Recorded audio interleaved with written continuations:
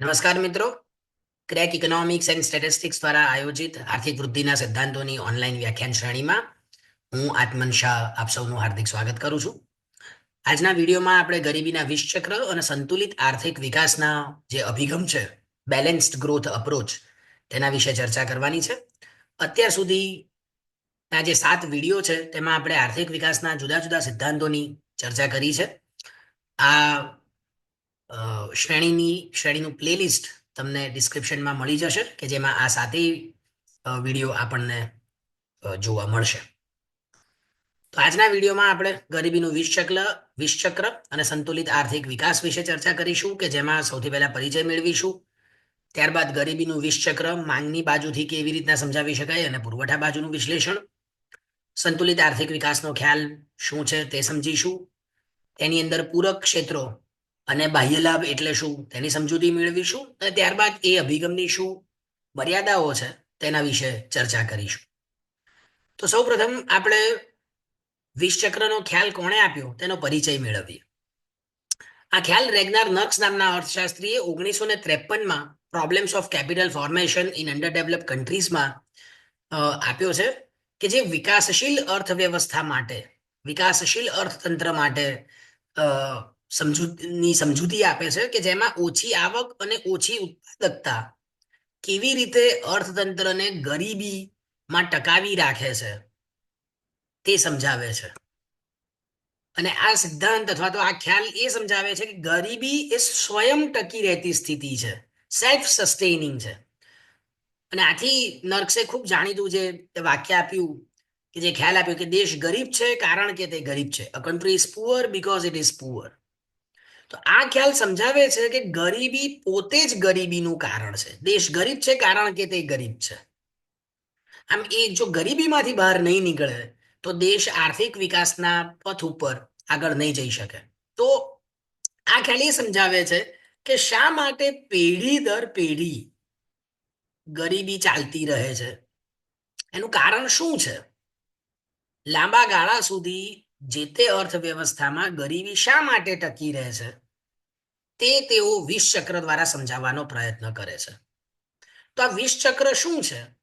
તો ગરીબીનું વિષચક્ર એ જે જુદી જુદી અડચણો છે કે જે વ્યક્તિને, સમાજને કે સમગ્ર રાષ્ટ્રને કે અર્થતંત્રને ગરીબીમાંથી બહાર નથી આવવા દેતી. આ જે અડચણો છે તેનો જે ચક્રાકાર શૃંખલા આપણને મળે છે તેને ગરીબીનું વિષચક્ર કહેવાય છે.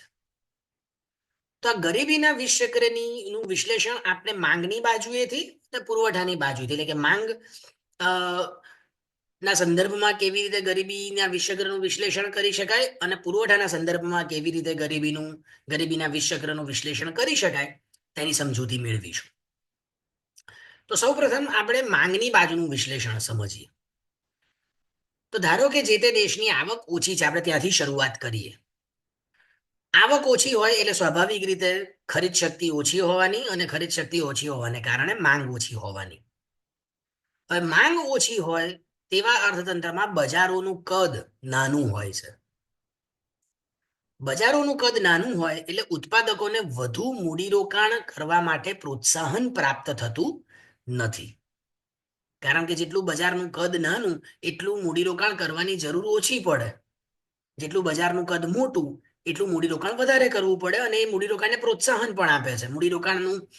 રોકાણ કરવાથી જે વળતર પ્રાપ્ત થશે તે પણ વધારે હશે કારણ કે બજારનું કદ મોટું છે.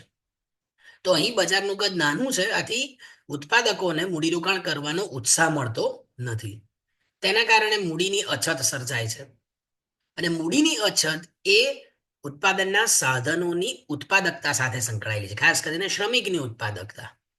તો મૂડીની અછત એ નીચી ઉત્પાદકતા તરફ લઈ જાય છે અને નીચી ઉત્પાદકતા ફરી ઓછી આવક તરફ લઈ જાય છે અને આથી અર્થતંત્રમાં ગરીબી યથાવત રહે છે. તો આપણે જોઈએ અહીંયા વિષચક્ર નીચી ઉત્પાદકતાથી શરૂ કરીએ. નીચી ઉત્પાદકતા ઓછી આવક તરફ લઈ જાય. ઓછી આવકને કારણે માંગનું સ્તર નીચું. માંગનું સ્તર નીચું એટલે મૂડીરોકાણ ઓછું. મૂડીરોકાણ ઓછું એટલે મૂડીની અછત. મૂડીની અછત ફરી નીચી ઉત્પાદકતા સાથે સંકળાયેલી છે. આમ આ વિષચક્ર સતત અર્થતંત્રમાં ચાલ્યા કરે છે અને આથી અર્થતંત્ર વિષચક્રમાંથી બહાર નીકળી શકતું નથી જો યોગ્ય રીતે મૂડીરોકાણ કરવામાં ન આવે. તો આ છે માંગની બાજુનું વિશ્લેષણ, કે નીચી ઉત્પાદકતા અથવા તો ઓછી આવકને કારણે યોગ્ય માંગનું સર્જન થતું નથી અને આથી અર્થતંત્રમાં ગરીબી જોવા મળે છે. હવે આપણે પુરવઠાની બાજુનું વિશ્લેષણ સમજીએ. તો ફરી ઓછી આવક હોય તો બચતો ઓછી હશે, બચતો ઓછી હશે તો મૂડીરોકાણ પણ ઓછું થશે. તો ફરી એકવાર મૂડીરોકાણ ઓછું થશે તો ઉત્પાદકતા ઓછી હશે, અને ઉત્પાદકતા ઓછી હશે તો આવક ઓછી હશે, અને આથી અર્થતંત્રમાં ગરીબી ટકી રહેશે.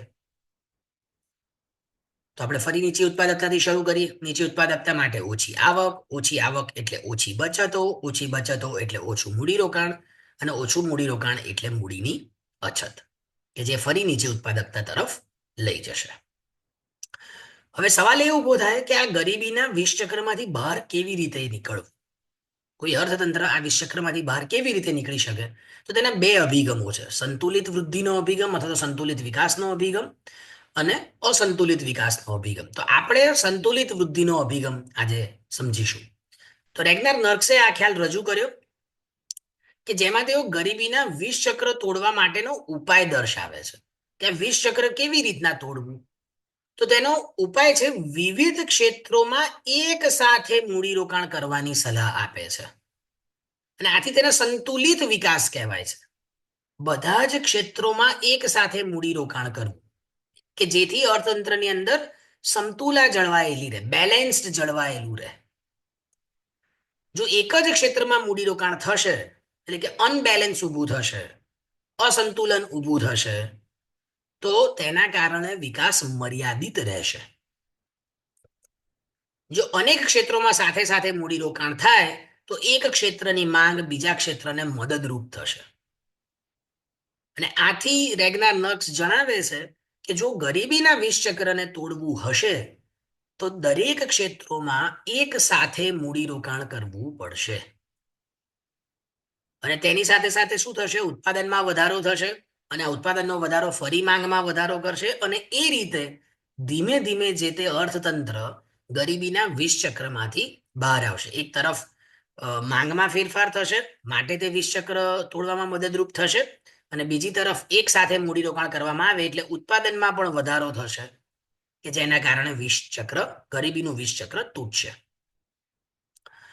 હવે આ વિષ ચક્ર આપણે જોયું કે ઓછી આવક છે, ઓછી બચત છે, ઓછું મૂડીરોકાણ છે, ઓછી ઉત્પાદકતા છે. સંતુલિત વૃદ્ધિ શું કરશે?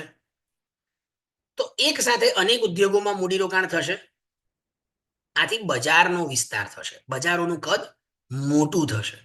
બજારોનું કદ મોટું થશે એટલે ઉત્પાદનમાં વધારો થશે, કારણ કે જેટલું બજારનું કદ મોટું એટલું ઉત્પાદકોએ વધારે ઉત્પાદન કરવું પડે. ઉત્પાદનમાં વધારો થશે એટલે રોજગારીમાં વધારો થશે, અને રોજગારીમાં વધારો થશે એટલે ફરી આવકમાં વધારો થશે. આવકમાં વધારો થશે એટલે શું થશે? બચતો વધશે, વધારે મૂડીરોકાણ થશે, સામે માંગ પણ વધશે. આમ ધીમે ધીમે અર્થતંત્ર આ ગરીબીના વિષ ચક્રમાંથી બહાર નીકળશે. એટલે આજે સંતુલિત વૃદ્ધિ છે, કે જે એક સાથે મૂડીરોકાણ કરવાની વાત કરે છે તમામ ક્ષેત્રોમાં, તે આ ગરીબીના વિષ ચક્રને તોડવામાં મદદરૂપ થશે. હવે એની સાથે બે ખ્યાલો સંકળાયેલા છે.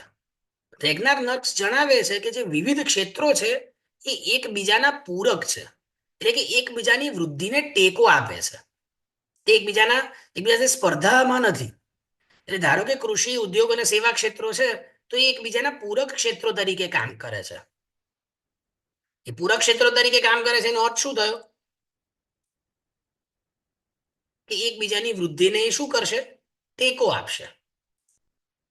તો તમે જુઓ કે કૃષિ વિકાસ થશે તે ઉદ્યોગોને બજાર આપે છે, ખેડૂતોની આવક વધે, ખેડૂતો વધારે વસ્તુઓ ખરીદે એટલે બજારોનું કદ વધે. બીજી બાજુ ઉદ્યોગોનો વિકાસ થશે તો એ કૃષિ ક્ષેત્રને સાધન પૂરા પાડશે. ટ્રેક્ટર, સિંચાઈ માટેના પંપ, મશીન વગેરે સાધનો બનશે. એ સાધનોના કારણે ખેડૂતોની ઉત્પાદકતામાં વધારો થશે. ઉત્પાદકતામાં વધારો થશે એટલે આવક વધશે. તો આમ એક ક્ષેત્રનો વિકાસ એ બીજા ક્ષેત્રના વિકાસને કે તેની વૃદ્ધિને ટેકો આપે છે, અને આથી આપણે કહીએ છીએ કે વિવિધ ક્ષેત્રો એકબીજાના પૂરક છે.